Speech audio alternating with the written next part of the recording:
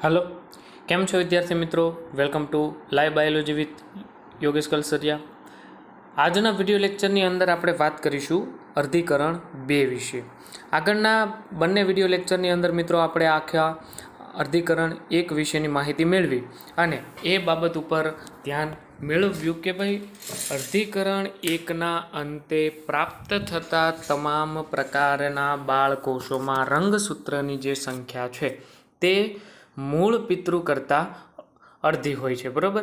હવે મિત્રો મુખ્ય બાબત આપણે અર્ધીકરણ 2માં સમજવાની એક જ છે કે ભાઈ અર્ધીકરણ 2 આબેહૂબ સમવિભાજનના એમ તબક્કા જેવું જ છે, માત્ર અને માત્ર ફેરફાર ક્યાં થાય છે તેમના નામકરણના, બરાબર।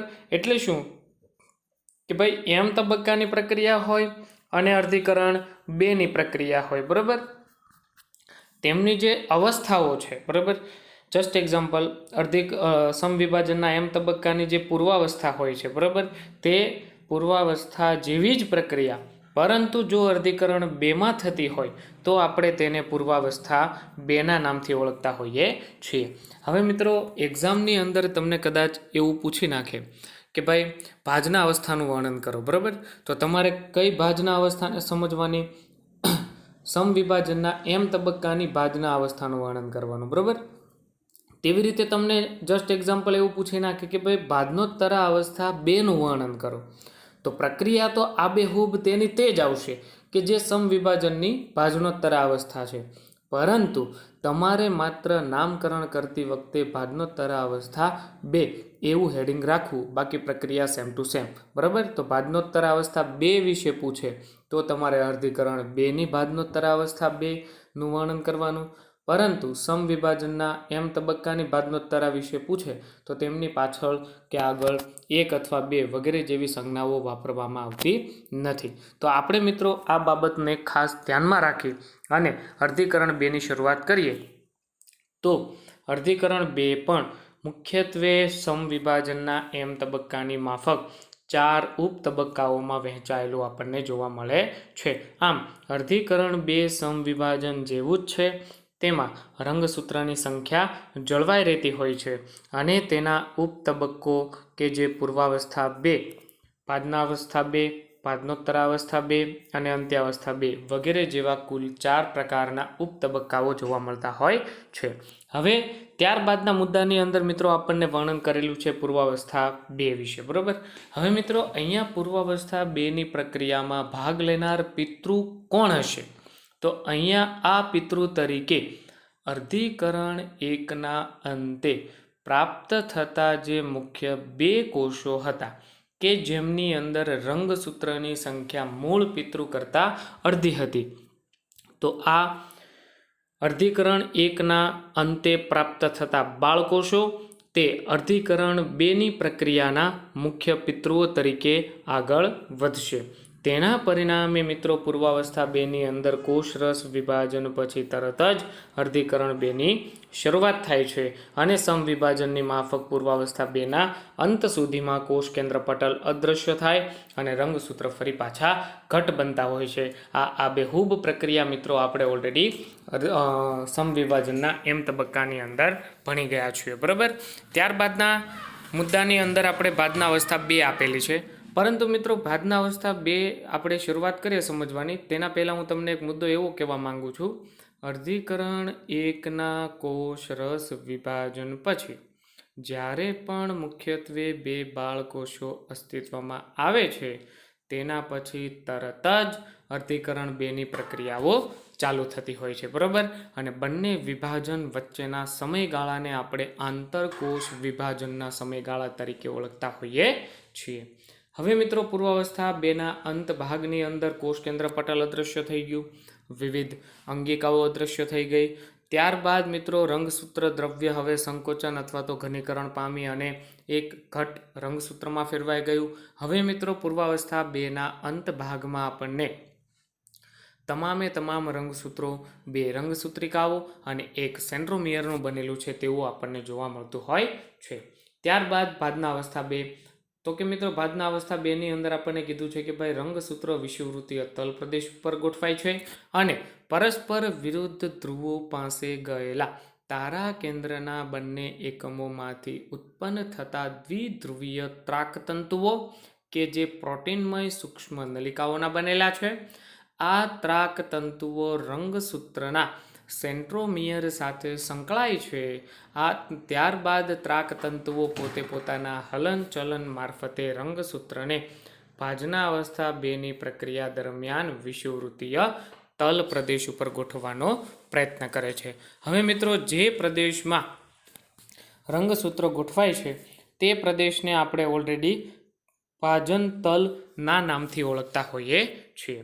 ત્યારબાદના મુદ્દાઓમાં આપણને થિયરિકલી જો પ્રયત્ન કરીએ વાંચવાનો તો રંગસૂત્ર ભાજના અવસ્થા 2માં વિષુવવૃત્તીય તલ ઉપર ગોઠવાય છે. આ ઉપરાંત વિરુદ્ધ ધ્રુવોના ત્રાકતંતુની સૂક્ષ્મ નલિકાઓ રંગસૂત્રિકાઓના સેન્ટ્રોમિયર ઉપર આવેલા કાઇનેટોકોર સાથે જોડાતી હોય છે. બરાબર.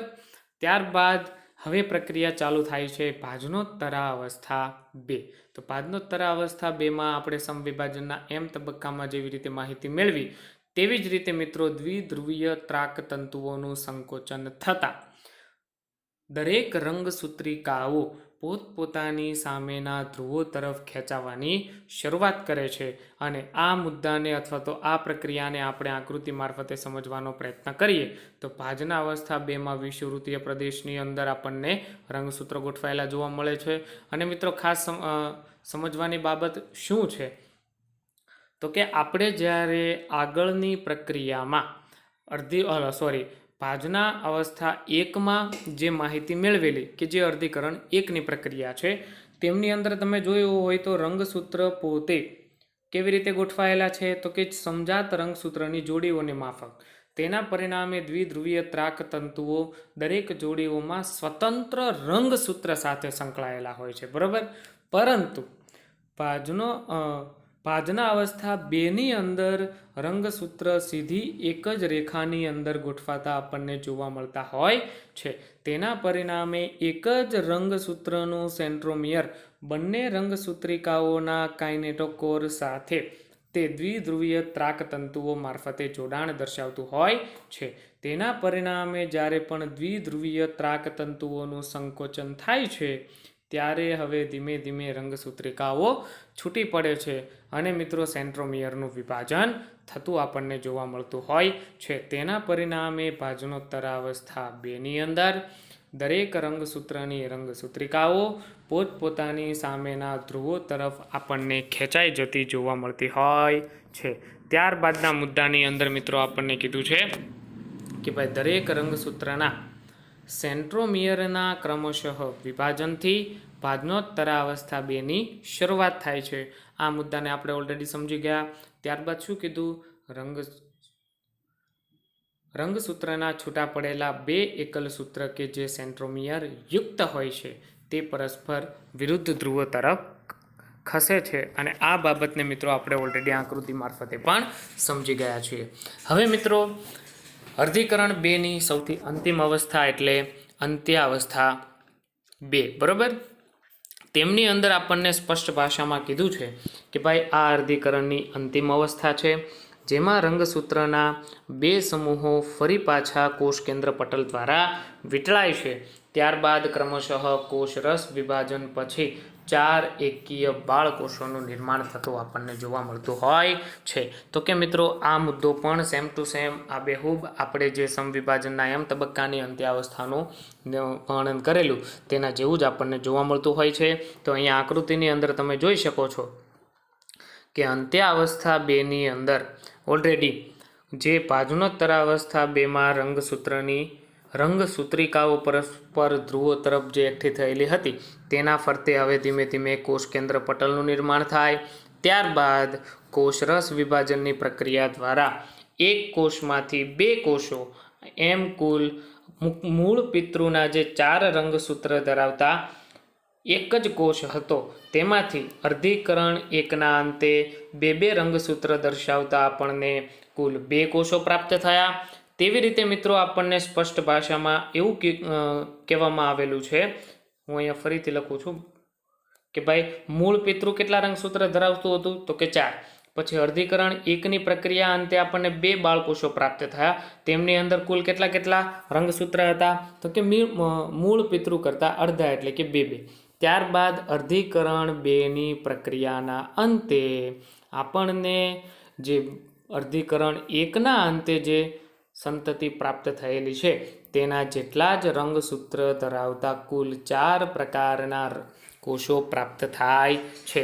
આથી મિત્રો આપણે એવું સરળતાથી કહી શકીએ કે અર્ધીકરણની પ્રક્રિયાના અંતે કુલ 1 કોષ જ્યારે અર્ધીકરણમાં પ્રવેશ કરે ત્યારે અર્ધીકરણ 2ના અંતે આપણને કુલ 4 કોષો અસ્તિત્વમાં આવતા આપણને જોવા મળતા હોય છે. તો કે મિત્રો અર્ધીકરણ 2ની પ્રક્રિયાને વધુ ડીપલી સમજવા માટે તમે ફરી એક વખત live biology with Yogesh Kalsariya YouTube ચેનલની અંદર મૂકેલા સમવિભાજનના એમ તબક્કાની પ્રક્રિયાનો અભ્યાસ એક વખત કરી લેજો, જેથી કરીને તમને સરળતાથી સમજાઈ જશે. અને જો ન સમજાય તો પ્લીઝ મને કોમેન્ટ સેક્શનની અંદર પૂછી લેજો, બરાબર? હવેના પ્રશ્નની અંદર આપણે વાત કરીએ અર્ધીકરણનું મહત્ત્વ, કે ભાઈ અર્ધીકરણ શા માટે જરૂરી છે? તો કે એક તો રંગસૂત્રની સંખ્યા અડધી થઈ જતી હોવા છતાં અર્ધીકરણ દરમિયાન લિંગી પ્રજનન કરતા સજીવોની દરેક જાતિમાં રંગસૂત્રની સંખ્યા નિશ્ચિત હોય છે, જે તે જાતિ પ્રમાણે જળવાઈ રીતે આપણને જોવા મળે છે. તો આ થયું મિત્રો પ્રથમ મુદ્દો જે અર્ધીકરણની પ્રક્રિયાનું મહત્ત્વ આપણને સમજાવે છે. શા માટે? એક તો આપણે જોયું કે ભાઈ અર્ધીકરણની પ્રક્રિયાની અંદર રંગસૂત્રની સંખ્યા મૂળ પિતૃકોષ કરતાં કેવી થઈ જાય? તો કે અડધી થઈ જતી હોય, બરાબર? તેને આપણે એક લિંગી પ્રજનન કરતા સજીવ મારફતે સમજવાનો પ્રયત્ન કરીએ તો નર અને માદા, બરાબર?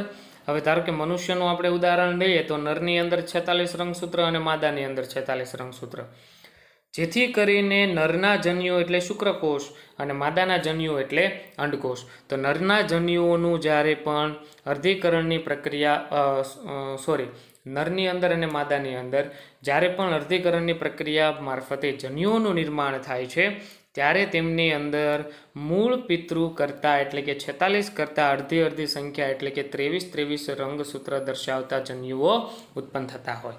હવે મિત્રો ફલન થયું. ફલન થતાં એક નર જન્યુ અને એક માદા જન્યુ બંનેનું ફલન થતાં 23 અને 23 કુલ 46 રંગસૂત્ર દર્શાવતો ફલિતાંડ બન્યો.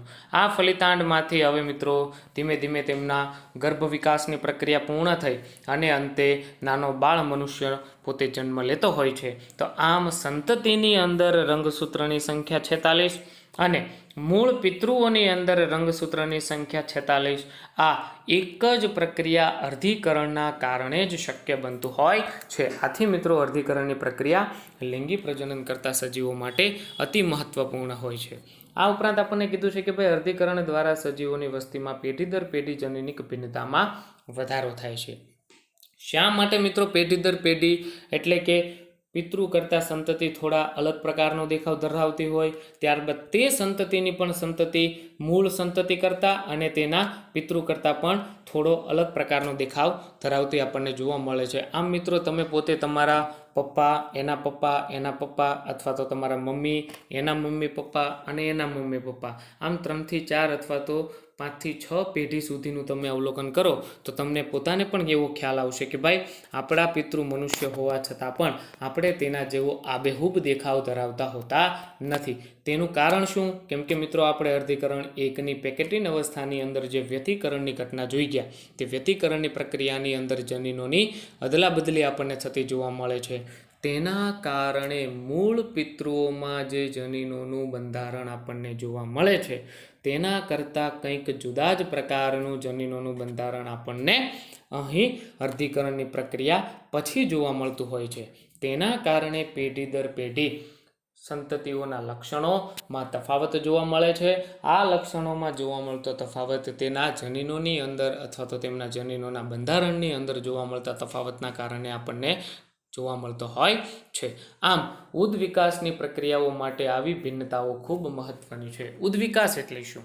કે ભાઈ પેઢી દર પેઢી પર્યાવરણની અંદર થતા ફેરફારોના કારણે સજીવોના રચનાત્મક તેમજ લક્ષણાત્મક શરીરમાં જોવા મળતા જે કંઈ પણ ફેરફારો છે કે જે બદલાતા પર્યાવરણને અનુકૂળ જીવવાનો અથવા તો અનુકૂળ પરિસ્થિતિ પ્રાપ્ત કરાવવા માટે સાનુકૂળતા પૂરી પાડે છે, તો આવો વિકાસ એટલે ઉદ્વિકાસ. બરાબર. અને ઉદ્વિકાસ હંમેશા સજીવોના શરીરના લક્ષણોમાં તેમજ અંગોની રચનાઓમાં ભિન્નતા પ્રેરતો હોય, અને આવો ઉદ્વિકાસ એટલા માટે જરૂરી છે કેમ કે પર્યાવરણ જો બદલાય અને સજીવોના લક્ષણો એમને એમ જ રહે તો બદલાતા પર્યાવરણ સાથે સજીવોના જૂના લક્ષણો કદાચ તે અનુકૂળ ન પણ હોય તો આવી પરિસ્થિતિમાં તે સજીવો પોતાનું અસ્તિત્વ અથવા તો પોતાની જાતિનું સંપૂર્ણ જાતિનું અસ્તિત્વ ટકાવી રાખવા માટે સક્ષમ બનતા નથી. આથી મિત્રો બદલાતા પર્યાવરણ અને બદલાતા વાતાવરણની સાથે સજીવોમાં પણ રચનાત્મક અને દેહધાર્મિક પ્રક્રિયાઓમાં